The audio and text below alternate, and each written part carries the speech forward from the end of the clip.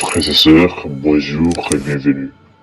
La fois dernière, nous étions en train de parler du Christ qui nous console en nous disant de ne plus jamais pleurer. Aujourd'hui, nous allons parler du pouvoir du rosaire dans la conversion des pécheurs. Si vous êtes vous-même quelqu'un qui ne vit pas bien, quelqu'un dont les actions, les actes ne sont pas du tout bien, ne sont pas conformes à la foi que nous professons et que vous voulez une conversion, ou si vous avez quelqu'un de votre famille, vos amis, etc., qui ne vit pas bien, ces personnes ne vivent pas bien et que vous voulez prier pour la conversion, voilà la solution, le chapelet. Le chapelet a la solution de convertir les pécheurs, même les plus durs, pour la cause du Christ.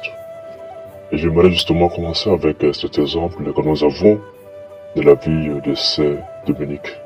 Dominique, qui est le fondateur des Dominicains, était quelqu'un qui était réellement dévolu au rosaire. Comme il enseignait à Carcassonne, il y avait beaucoup d'hérétiques qui appartenaient à la branche hérétique appelée les Albigeois, l'albigeanisme. Alors, il avait pris 3 jours de jeûne et de prière en forêt. Là-bas, il priait, il jeûnait, il avait prié qu'on appelait 3 jours. À la fin, il rentrait. C'est en ce moment que la Vierge Marie lui est apparue, lui a dit, mais Dominique, écoute, c'est vrai ce que tu as fait, c'est vraiment important, c'est bien, mais si tu veux que ces hérétiques puissent revenir à mon fils, le Christ, il faut que tu puisses prier le chapelet. Et Dominique justement a commencé à prier le chapelet, et à moins des jours, tous ces pécheurs avaient été convertis. Et c'était un très grand mouvement vers l'église qui se fait au jour le jour. Tous ces hérétiques, tous ces pécheurs avaient été convertis.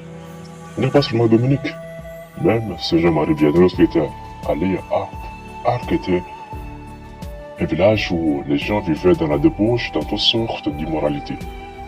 Et Jean-Marie Vianney avait fondé l'école qu'on appelle la Providence, où avec les enfants, il priait chaque soir, pas tout le chapelet, mais seulement 10 dizaines de chapelets, le rosaire. Et tous ces gens avaient été finalement, comme nous savons tous très bien l'histoire de ce Jean-Marie Vianney, avaient été convertis grâce au pouvoir du chapelet.